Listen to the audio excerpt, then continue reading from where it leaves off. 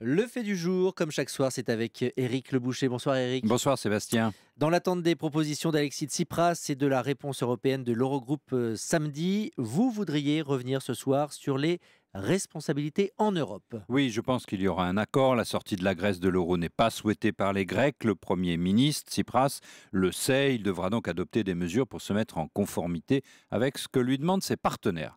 Qu'ensuite il applique vraiment ce plan qu'il engage de véritables réformes de l'économie grecque est une autre histoire, on verra. Mais il y aura sans doute un accord. Alors oui, si vous avez raison, je voudrais revenir sur les responsabilités. Pourquoi en sommes-nous arrivés là? D'abord, la faute en revient aux responsables politiques. En Grèce et ailleurs, personne n'a expliqué que la participation à l'euro a été très bénéfique. La Grèce a vu son niveau de vie augmenter de 50%, mais que cela impose une discipline budgétaire et salariale. La Grèce avait pris les bénéfices sans les coûts. Ensuite, que la Troïka ait imposé trop de sacrifices, c'est vrai, mais la Grèce n'a tout de même pas perdu tous les bénéfices de sa participation à l'euro. C'était au gouvernement grec de mieux répartir l'effort et d'éviter qu'il ne porte surtout sur les plus pauvres. L'accusation, en tout cas, de c'est la faute aux autres, c'est la faute à l'Europe est facile, elle est populaire, mais elle ne correspond pas à la réalité.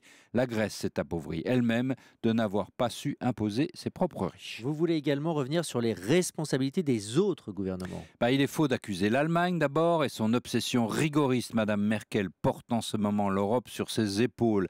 Elle a bougé tout au long de cette crise, pas assez vite peut-être, mais elle a accepté de réviser complètement les tabous allemands. L'Allemagne est venue au secours des autres pays.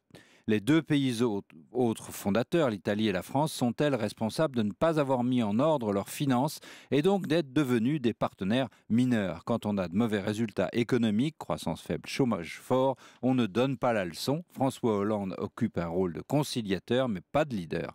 À cause de considérations de politique intérieure, la gauche déchirée en France sur la question européenne, il n'a pas de grand discours européen, il n'ose pas être pro-européen. Oui, mais qui ose aujourd'hui, Éric? Les opinions publiques sont très sceptiques, au moins réservées, certaines hostiles à l'Europe. Oui, mais la faute à qui? L'Europe, depuis 20 ans, c'est le bouc émissaire, la responsable de tout, des embêtements sur les normes du fromage de chèvre, comme du manque de croissance et de la misère. Cette bouc émissarisation, si vous me permettez, Allez. a atteint son paroxysme en Grèce, mais elle est répandue partout. Personne parmi les responsables n'ose dire que l'Europe a des résultats positifs. L'Europe est mal construite, mais parce qu'elle n'est pas finie. Ce ne sont pas les plans de départ qui sont faux. L'Europe fera la force des Européens face aux Américains ou aux Chinois. Mais on n'a jamais terminé la bâtisse. La crise grecque montre qu'il faut plus d'Europe, pas moins d'Europe. Hélas, les discours ne sont que négatifs. Non, l'Europe n'est pas responsable de la crise grecque. Non, l'Europe sauve au contraire la Grèce. Tsipras le comprend enfin au bout de 6 mois d'exercice du pouvoir. Que de temps perdu et que, faute de courage, les hommes politiques laissent se diffuser les illusions des discours anti-européens. Le fait du jour d'Éric Le Boucher, édito pro-européen, vous l'aurez compris. Merci Éric pour cette dernière chronique de la saison.